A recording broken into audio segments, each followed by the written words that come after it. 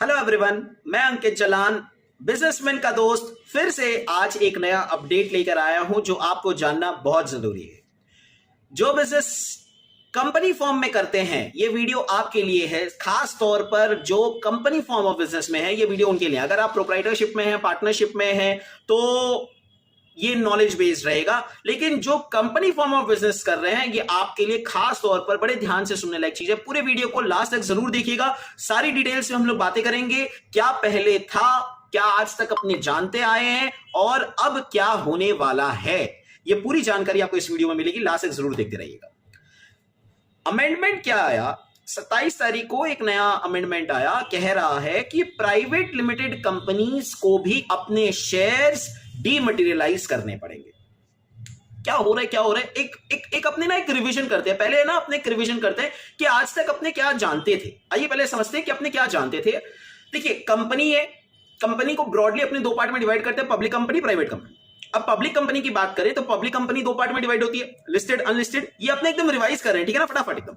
Public company, listed, unlisted. Listed मतलब जिसका stock exchange में लिस्टिंग किया हुआ है, किसी भी एक एक्सचेंज में लिस्टिंग किया हुआ है, उनके शेयर्स अपने को पता था कि वो डीमैटेरियलाइज्ड फॉर्म में होते थे। मतलब शेयर होल्डर्स एक डीमैट अकाउंट खोलते थे, उस डीमैट अकाउंट में उनका शेयर रहता था। करेक्ट, एकदम सही बात। अब आते हैं पब्लिक अनलिस्टेड कंपनी में। उसके लिए भी कुछ साल पहले कमेंटमेंट आया कि अनलिस्टेड पब्लिक कंपनीज को भी अब अपने शेयर्स को डीमैटेरियलाइज करने पड़ेंगे, तो उन लोगों ने भी करवा दिया। डीमैटेरियलाइज मतलब क्या होता है कि आपके शेयर्स डिजिटाइज्ड फॉर्म में रहेंगे। कहने का मतलब है कि कोई सर्टिफिकेट वगैरह नहीं, कोई कागज का टुकड़ा नहीं है, सब कुछ कंप्यूटर पे है, सब कुछ डिजिटल हो गया। करेक्ट, एकदम सही बात।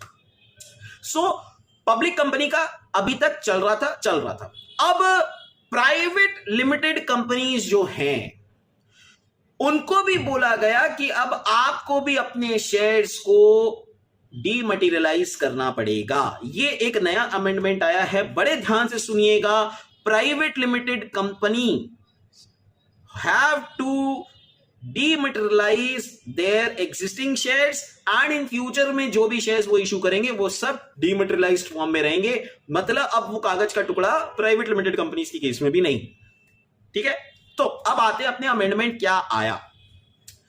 अपने एक प्राइवेट लिमिटेड कंपनी है मान लीजिए, तो आज तक अपने शेयर्स कैसे इशू करते थे?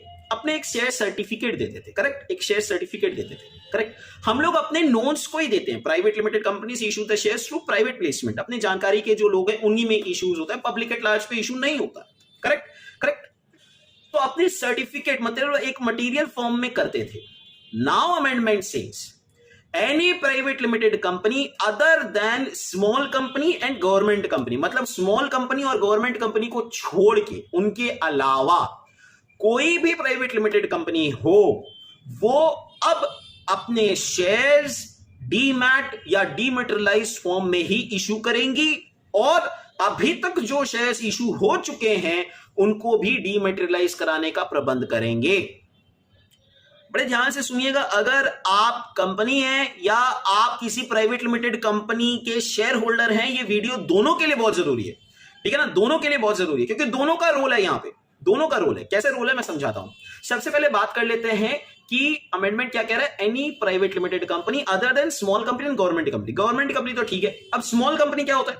स्मॉल कंपनी क्या होता है? स्मॉल कंपनी कहता है कि a company is said to be small company which is not a public limited company, एक पब्लिक कंपनी नहीं होनी चाहिए, और जिसका paid up capital 4 crore and turnover 40 crore से कम है।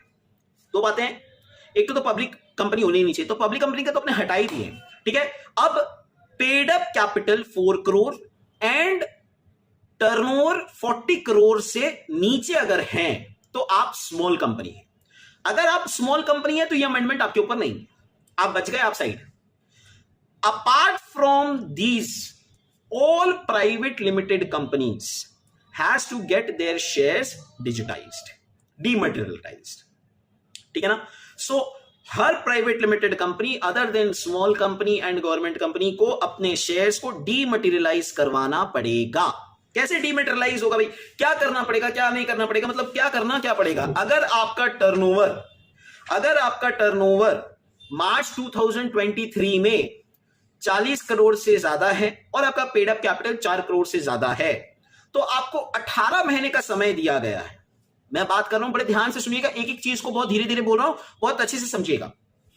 मार्च 23 की बैलेंस शीट बन गई आपकी।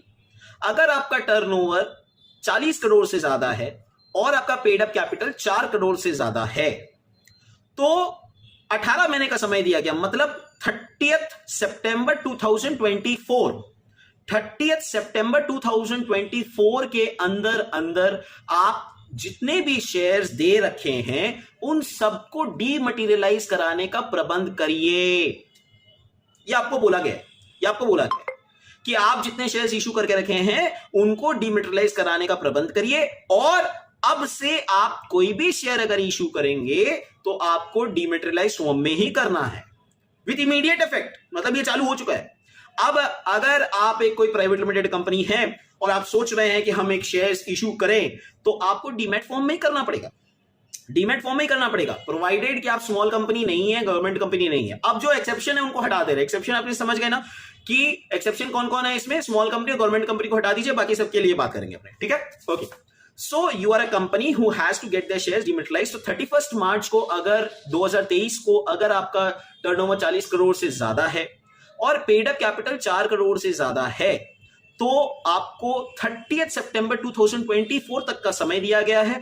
उसके अंदर आप अपने शेयर्स को, जितने आप शेयर्स इशू करके रखे हैं, वो डायरेक्टर्स को हो, चाहे प्रोमोटर्स को हो, चाहे की मैनेजरियल पर्सन को हो, किसी को भी हो, या नॉर्मल शेयर होल्डर्स को हो, किसी को भी हो, उन सब के शेयर्स को डीमटेरियलाइज करना है। कैसे होगा एकदम बताएंगे, अपने धीरे धीरे सब चीज बताएंगे कैसे होगा, क्या करना है, कैसे क्या करना है, क्या करना है अपने को। देखिए, कंपनी का भी रोल है, शेयर होल्डर का भी रोल है, तो अपने दोनों के रोल को समझेंगे। पहले अपने कंपनी के रोल को समझते हैं कि अब डीमटेरियलाइज करना है तो कैसे करेंगे। तो फर्स्ट स्टेप है, आपको एक डिपॉजिटरी के पास जाके अपने सिक्योरिटीज के लिए, अपने शेयर्स के लिए, डिफरेंट टाइप्स ऑफ शेयर्स हो सकते हैं, 1 रुपए का फेस वैल्यू, 10 रुपए का फेस वैल्यू, इक्विटी शेयर है, प्रेफरेंस शेयर है, डिफरेंट कैटेगरीज ऑफ सिक्योरिटीज के लिए आपको different ISIN, international security identification number लेना पड़ेगा। ये कंपनी के लिए मैं बता रहा हूं। कंपनी को क्या करना है, डिपॉजिटरी के पास जाना है, रजिस्टर करवाना है कि भैया मेरे को ISIN नंबर दे दीजिए, वो आपको ISIN नंबर दे देगा, ठीक है। फिर आपको टाइमली बेसिस पे अपने जो RTA है, डिपॉजिटरी है, उनका जो भी मेंटेनेंस चार्ज है, जो भी उनके साथ आपकी अग्रीमेंट हुई है, सिक्योरिटी डिपॉजिट्स वगैरह है, वो आपको मेंटेन करके रखना है, ये आपको करते रहना, ठीक है। आप ISIN नंबर ले लिए, उसके बाद आप अपने शेयर होल्डर्स को इंफॉर्म कर दीजिए, जो भी आपके शेयर होल्डर्स है उन सबको इंफॉर्म कर दीजिए कि भैया हमने डीमटेरियलाइजेशन फैसिलिटी स्टार्ट कर दी है। आपके पास जो शेयर सर्टिफिकेट्स पड़े हुए हैं वो आप अपने डीपी में दे दीजिए और उनको डीमटेरियलाइज के लिए अप्लाई कर दीजिए। शेयर होल्डर खुद करवा लेगा, आपको क्या करना है, आपको डिपॉजिटरी के पास जाके एक एप्लीकेशन देना है कि भैया मेरे को मेरे क्लास ऑफ सिक्योरिटीज है, इनके लिए मेरे को ISIN नंबर दे दीजिए। वो आपको ISIN नंबर दे देगा। आपका RTA के साथ अग्रीमेंट हो चुका है, आपका डिपॉजिटरी के साथ अग्रीमेंट हो चुका है, आप उनको अपनी जो उनकी फीस है वो आप पेमेंट कर दे रहे हो गया, ठीक है।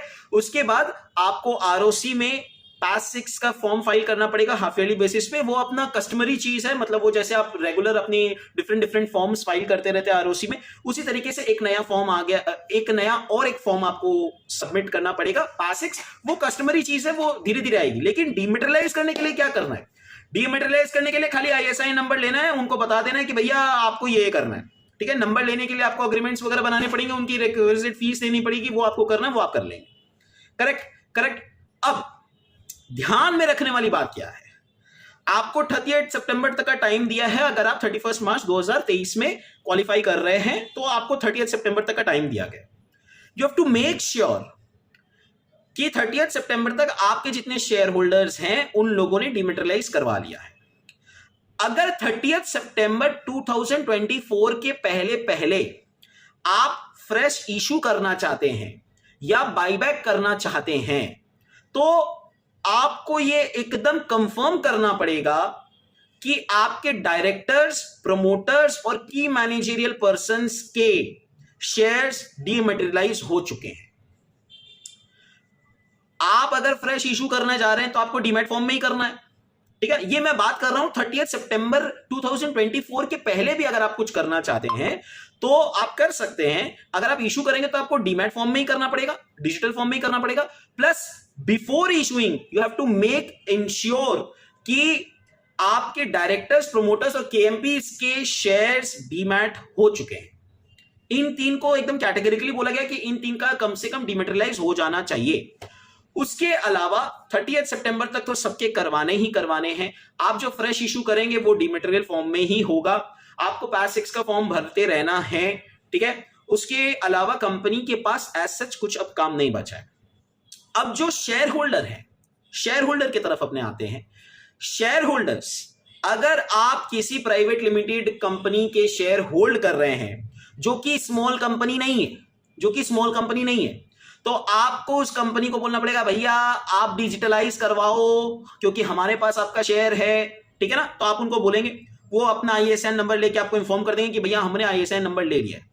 तो आपके पास जो शेयर सर्टिफिकेट है वो सर्टिफिकेट लेके आपका जो डिपॉजिटरी है, जहां पे आपका डीपी अकाउंट बना हुआ है, उनके पास जाइए। उनके साथ एक फॉर्म आता है, वो फॉर्म को लेके, वो सर्टिफिकेट को लेके उनको दीजिए। बोलो भैया ये मेरे पास फिजिकल फॉर्म में है, मटेरियल फॉर्म में, इसको डिमेटेरियलाइज कर दो। तो शेयर होल्डर का भी काम खत्म हो गया। शेयर होल्डर याद रखिए आपको 30 सितंबर तक तो करना ही है, लेकिन अगर आप 30 सितंबर के पहले अपना शेयर्स अगर बेचना चाहते हैं या एक्सचेंज करना चाहते हैं, कुछ भी करना चाहते हो, शेयर्स के साथ आप कुछ भी करना चाहते हैं, तो आपको पहले डिमेटेरियलाइज करना पड़ेगा, फिर ही आप कर सकेंगे। मतलब फिजिकल फॉर्म में कुछ नहीं, ऐसा नहीं कि 30 सितंबर तक का टाइम है भैया पहले सल्टा दो, इसे कौन झमेला में जाएगा, नहीं। आपको पहले उसको डिमेटेरियलाइज करना पड़ेगा, फिर ही आप बेच पाएंगे या आप एक्सचेंज कर पाएंगे या कुछ भी कर पाएंगे। बात समझ में आ रही है? बात समझ में आ रही है? तो शेयर होल्डर को अपने जो सर्टिफिकेट्स है वो डिमेटेरियलाइज करवा लेने हैं, कंपनी को आईएसआई नंबर ले लेना है और उसके बाद शेयर होल्डर्स को बता देना कि भैया तुम अपना डिमेटेरियलाइज करवा लो। बात समझ में आई? ये तो अपने बात कर रहे थे, ये जो 30 सितंबर 2024 का अपने जो टाइम ले रहे हैं, ये क्या हर किसी के लिए है? मतलब ये जिसका 31 मार्च 2023 तक का ये ऐसा नहीं है। ये जो नोटिफिकेशन आया ना, ये आगे कैरी फॉरवर्ड होते रहेगा।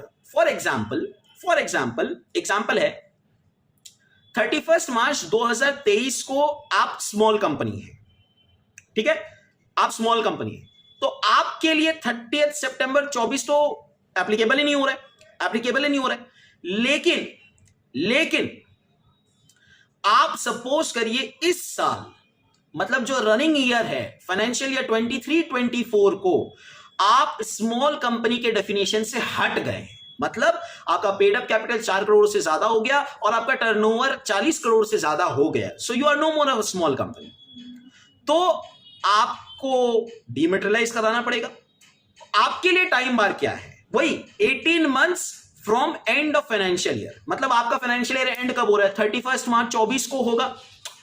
इस साल अगर आप कर रहे हैं 23-24 फाइनेंशियल ईयर में आप स्मॉल कंपनी से हट गए, because you have exceeded the limits. So आपका फाइनेंशियल ईयर एंड हो रहा है 31 मार्च 2024, वहां से 18 मंथ्स काउंट चालू होगा। वहां से 18 मंथ अगर काउंटिंग जाएगा तो वो हो जाएगा 30 सितंबर 2025, ठीक है ना। तो अभी अपने को तुरता फुर्ती किसका काम करना है? 31 मार्च 2023 में जितने भी प्राइवेट लिमिटेड कंपनीज है, जो स्मॉल कंपनी नहीं है और गवर्नमेंट कंपनी नहीं है, आपको तुरता फुर्ती में एकदम फटाफट ये अमेंडमेंट, अभी काफी समय है, 30 सितंबर में भी बहुत टाइम है, करीब समझ लीजिए 8-10 महीना है अभी अपने हाथ, ठीक है। 10 महीने के अंदर 10 क्या, मेरे ख्याल से 11 महीना बचा हुआ है, तो 11 महीने के अंदर आप अपने शेयर्स को डिमेटेरियलाइज करवा लीजिए, ठीक है ना। इसी तरीके की और भी जानकारी मैं आप लोगों को देता रहूंगा। आप भी जानिए और दूसरों को भी एडुकेट करते रहिए। Thank you everyone. आप सबका प्यार और आशीर्वाद मुझे देते रहिएगा। Bye bye.